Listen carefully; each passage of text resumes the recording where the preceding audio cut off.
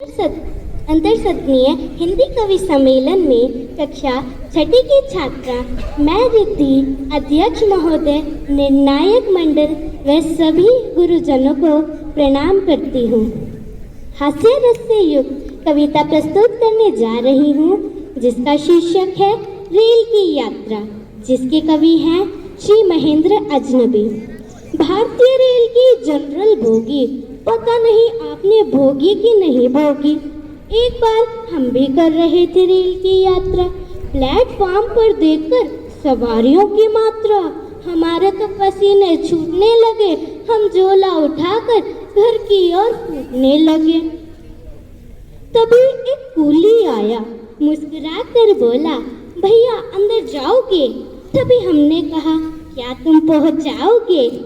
वो बोला, बड़े बड़े पार्सल पहुंचाए हैं, आपको भी पहुंचा दूंगा, पर रुपये पूरे 50 लूंगा।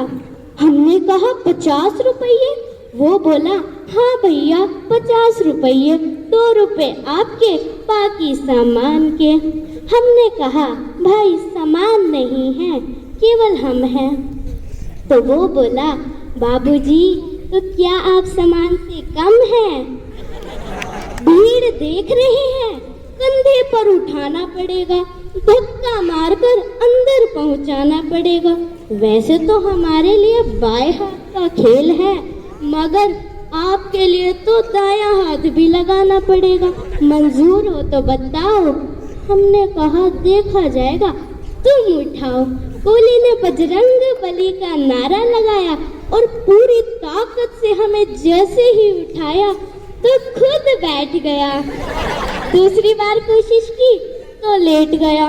बोला, बाबूजी 50 रुपए तो कम है, हमें क्या पता था आप आदमी नहीं बम हैं।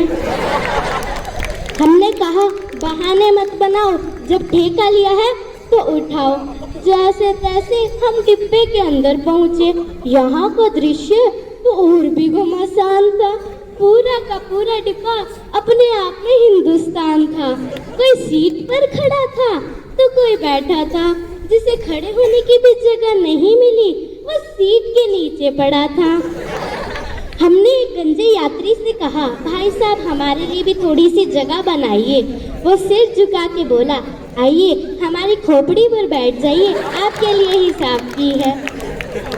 तभी एक बोरा उछल कर आया और गंजे के सिर से टकराया। गंजा चिल्लाया, किसका बोरा है? बोरा फौरन से खड़ा हो गया और बोला, बोरा नहीं है, 12 साल का छोरा है। तभी गाड़ी जोर जोर से हिलने लगी। एक यात्री खुशी के मारे चिल्लाया, अरे चली चली। एक बोला, जय बजरंग बली। एक बोला, या अली। हमने कहा, काहे की अली और काहे की बली, अरे ट्रेन तो बगल वाली चली। धन्यवाद।